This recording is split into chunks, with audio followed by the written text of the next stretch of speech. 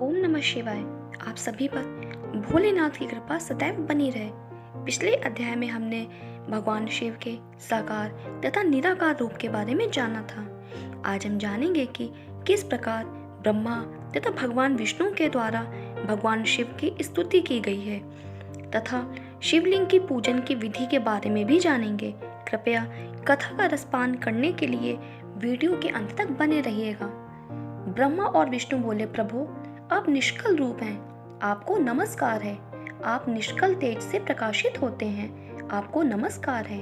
आप सबके स्वामी हैं, आपको नमस्कार है। आप सर्वात्मा को नमस्कार है अथवा सकल स्वरूप आप महेश्वर को नमस्कार है। आप प्रणव के वाच्यार्थ हैं, आपको नमस्कार है। आप प्रणव लिंग वाले हैं, आपको नमस्कार है। सृष्टि, पालन, संहार, तिरोभाव और अनुग्रह करने वाले आपको नमस्कार है। आपके 5 मुख हैं, आप परमेश्वर को नमस्कार है। पंचब्रह्म स्वरूप 5 कृत्य वाले आपको नमस्कार है। आप सबकी आत्मा है, ब्रह्म है। आपके गुण और शक्तियां अनंत हैं, आपको नमस्कार है। आपके सकल और निष्कल 2 रूप हैं। आप सद्गुरु एवं शंभु हैं, आपको नमस्कार है। इन पदों द्वारा अपने गुरु महेश्वर की स्तुति करके ब्रह्मा और विष्णु ने उनके चरणों में प्रणाम किया। महेश्वर बोले, आद्रा नक्षत्र से युक्त चतुर्दशी को प्रणव का जप किया जाए तो वह अक्षय फल देने वाला होता है। सूर्य की संक्रांति से युक्त महा आद्रा नक्षत्र में एक बार किया हुआ प्रणव जप कोटि गुना से जप का फल देता है।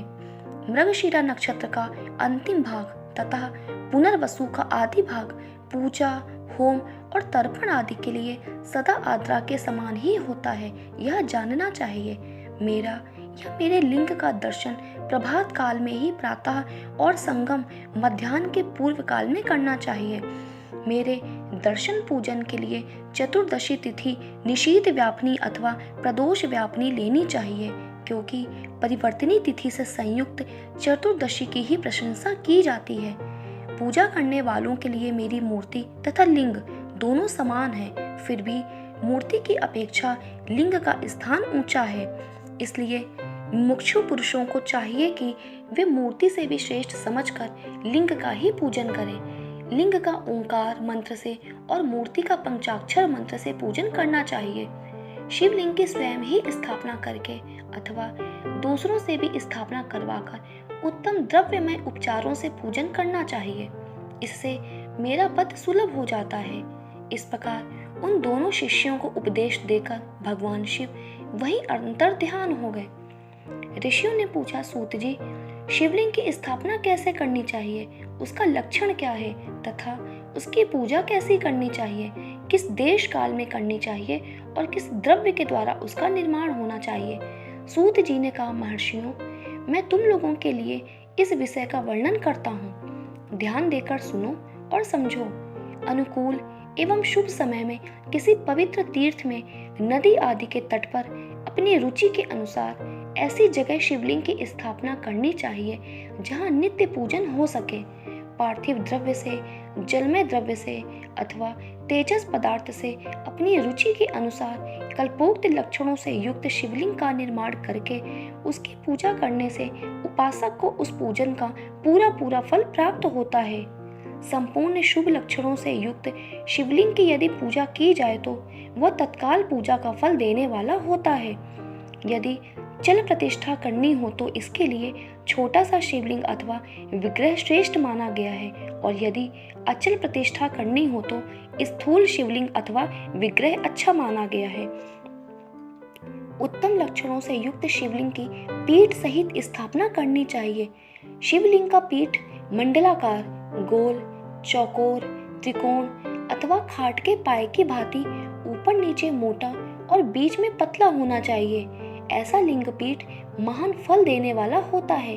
पहले मिट्टी से, प्रस्तर आदि से अथवा लोहे आदि से शिवलिंग का निर्माण करना चाहिए। जिस द्रव्य से शिवलिंग का निर्माण हो उसी से उसका पीठ भी बनाना चाहिए। वही स्थावर अचल प्रतिष्ठा वाले शिवलिंग की विशेष बात है। चल प्रतिष्ठा वाले शिवलिंग में भी लिंग और पीठ का एक ही उपादान होना चाहिए, किंतु बाण लिंग के लिए यह नियम नहीं है। लिंग की लंबाई निर्माणकर्ता या स्थापना करने वाले यजमान के 12 अंगुल के बराबर होनी चाहिए। ऐसे ही शिवलिंग को उत्तम कहा गया है। इससे कम लंबाई हो तो फल में कमी आ जाती है, अधिक हो तो कोई दोष की बात नहीं है। चरलिंग में भी वैसा ही नियम है। उसकी लंबाई कम से कम कर्ता के 1 अंगुल के बराबर होनी चाहिए। उससे छोटा होने पर अल्प फल मिलता है, किंतु उससे अधिक होना दोष की बात नहीं है। इस प्रकार पीठ युक्त लिंग की स्थापना करके उसे नित्य लेप दीर्घ काल तक टिके रहने वाले मसाले से जोड़कर स्थिर करें। इसी प्रकार वहां परम सुंदर मूर्ति की भी स्थापना करनी चाहिए। सारांश यह है कि भूमि संस्कार आदि की सारी विधि जैसी लिंग प्रतिष्ठा के लिए कही गई है, वैसी ही मूर्ति प्रतिष्ठा के लिए भी समझनी चाहिए। जहाँ लिंग की प्रतिष्ठा हुई है, वहाँ भी उत्सव के लिए बाहर सवारी निकालने आदि के निमित्त मूर्ति को रखना आवश्यक है। मूर्ति को बाहर से भी लिया जा सकता है, उसे गुरुजनों से ग्रहण करें। बाह्य वेर वही लेने योग्य है जो साधु पुरुषों द्वारा पूजित हो। इस प्रकार लिंग में और वेर में भी की हुई महादेव जी की पूजा शिव पद प्रदान करने वाली होती है। स्थावर और जंगम के भेद से लिंग भी 2 प्रकार का कहा गया है। वृक्ष लता आदि को स्थावर लिंग कहते हैं और कृमि कीट आदि को जंगम लिंग। स्थावर लिंग की सींचने आदि के द्वारा सेवा करनी चाहिए और जंगम लिंग को आहार एवं जल आदि देकर तृप्त करना उचित है। उन स्थावर जंगम जीवों को सुख पहुंचाने में अनुरक्त होना भगवान शिव का पूजन है, ऐसा विद्वान पुरुष मानते हैं। यूं चराचर जीवों को ही भगवान शंकर के प्रतीक मानकर उनका पूजन करना चाहिए। इस तरह महालिंग की स्थापना करके विविध उपचारों द्वारा उसका पूजन करें। अपनी शक्ति के अनुसार नित्य पूजा करनी चाहिए तथा देवालय के पास ध्वजारोपण आदि करना चाहिए। शिवलिंग साक्षात शिव पद का प्रदान करने वाला है अथवा चरलिंग में षोडशोपचारों द्वारा यथोचित रीति से क्रमशः पूजन करें। यह पूजन भी शिव पद प्रदान करने वाला है। आवाहन, आसन, अर्घ्य, पाद्य, पाद्यांग, आचमन, अभ्यंग पूर्वक स्नान, वस्त्र एवं यज्ञोपवीत, गंध, पुष्प, धूप, दीप, नैवेद्य, तांबूल, समर्पण, नीराजन, नमस्कार और विसर्जन, यह 16 उपचार हैं अथवा अर्घ से लेकर नैवेद्य तक विधिवत पूजन करें। अभिषेक, नैवेद्य, नमस्कार और तर्पण, ये सब यथाशक्ति नित्य करें। इस तरह किया हुआ शिव का पूजन शिव पद की प्राप्ति कराने वाला होता है अथवा किसी मनुष्य के द्वारा स्थापित शिवलिंग में, ऋषियों द्वारा स्थापित शिवलिंग में, देवताओं द्वारा स्थापित शिवलिंग में, अपने आप प्रकट हुए स्वयंभू लिंग में तथा अपने द्वारा नूतन स्थापित हुए शिवलिंग में भी उपचार समर्पण पूर्वक जैसे तैसे पूजन करने से या पूजन की सामग्री देने से भी मनुष्य के ऊपर जो कुछ कहा गया है वह सारा फल प्राप्त होता है। क्रमशः परिक्रमा और नमस्कार करने से भी शिवलिंग शिव पद की प्राप्ति कराने वाला होता है। यदि नियम पूर्वक शिवलिंग का दर्शन मात्र कर लिया जाए तो वह भी कल्याण पद प्राप्त होता है। मिट्टी, आटा, गाय के गोबर, फूल, कनेर, पुष्प, फल, गुड़, मक्खन, भस्म अथवा अन्न से भी अपनी रुचि के अनुसार शिवलिंग बनाकर तदनुसार उसका पूजन करें अथवा प्रतिदिन 10,000 प्रणव मंत्र का जप करें अथवा दोनों संध्याओं के समय 1-1 सहस्त्र प्रणव का जप किया जाए। यह क्रम भी शिव पद की प्राप्ति कराने वाला है, ऐसा जानना चाहिए। द्विजों के लिए नमः शिवाय के उच्चारण का विधान है। विजेतरों के लिए अंत में नमः शिवाय पद के प्रयोग की विधि है, अर्थात वे शिवाय नमः इस मंत्र का उच्चारण करें। स्त्रियों के लिए भी कहीं कहीं विधि पूर्वक नमोन्त उच्चारण का ही विधान है, अर्थात वे भी शिवाय नमः का ही प्रयोग करें। कोई ऋषि ब्राह्मण की स्त्रियों के लिए नमः पूर्वक शिवाय के जप की अनुमति देते हैं, अर्थात वे नमः शिवाय का जप करें। पंचाक्षर मंत्र का 5 करोड़ जप करके मनुष्य भगवान सदाशिव के समान हो जाता है।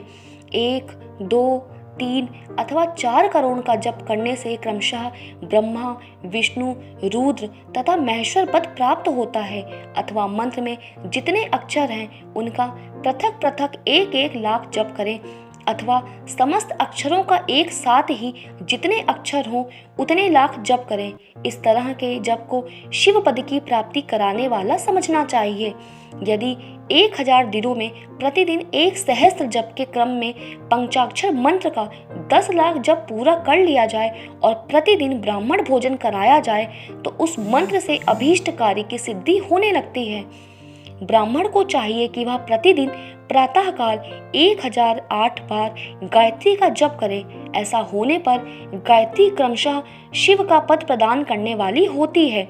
वेद मंत्रों और वैदिक सूक्तों का भी नियम पूर्वक जप करना चाहिए।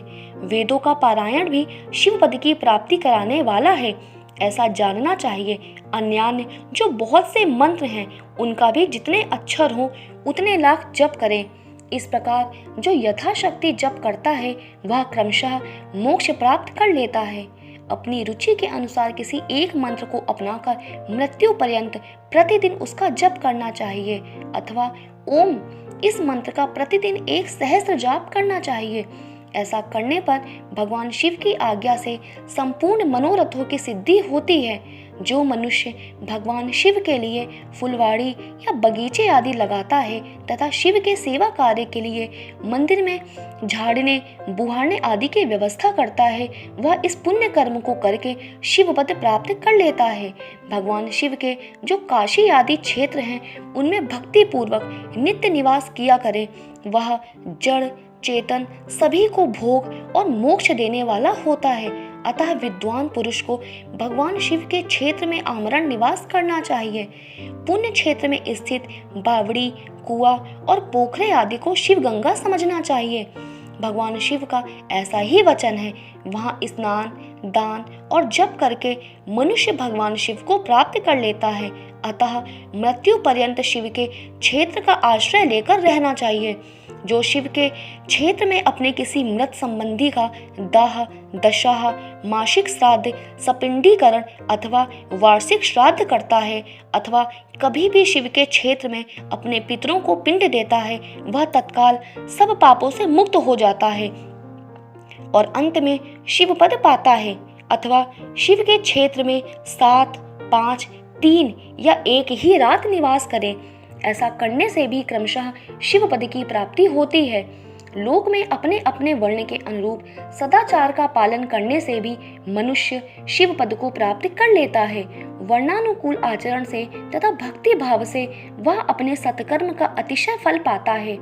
कामना पूर्वक किए हुए अपने कर्म के अभीष्ट फल को शीघ्र ही पा लेता है। निष्काम भाव से किया हुआ सारा कर्म साक्षात शिव पद की प्राप्ति कराने वाला होता है। दिन के 3 विभाग होते हैं, प्रातः, मध्याह्न और सायं। इन तीनों में क्रमशः एक एक प्रकार के कर्म का संपादन किया जाता है। प्रातः काल को शास्त्र विहित नित्य कर्म के अनुष्ठान का समय जानना चाहिए। मध्याह्न काल सकाम कर्म के लिए उपयोगी है तथा सायं काल शांति कर्म के लिए उपयुक्त है, ऐसा जानना चाहिए। इसी प्रकार रात्रि में भी समय का विभाजन किया गया है। रात के 4 प्रहरों में से जो बीच के 2 प्रहर हैं उन्हें निशीथ काल कहा गया है। विशेषतः उसी काल में की हुई भगवान शिव की पूजा अभीष्ट फल को देने वाली होती है। ऐसा जानकर कर्म करने वाला मनुष्य यथोक्त फल का भोगी होता है। विशेषतः कलयुग में कर्म से ही फल की सिद्धि होती है। अपने अपने अधिकार के अनुसार ऊपर कहे गए किसी भी कर्म के द्वारा शिव आराधना करने वाला पुरुष यदि सदाचारी है और पाप से डरता है तो वह उन कर्मों का पूरा फल अवश्य प्राप्त कर लेता है। तो दोस्तों, आज का ये अध्याय यहीं विराम होता है। आशा करती हूँ आपको ये वीडियो पसंद आया होगा। अगर वीडियो पसंद आया है तो वीडियो को लाइक करिए, अपने दोस्तों के साथ शेयर करिए और इस चैनल में नए हैं तो इस चैनल को सब्सक्राइब कर लीजिए। आप सभी का वीडियो के अंत तक बने रहने के लिए बहुत बहुत धन्यवाद।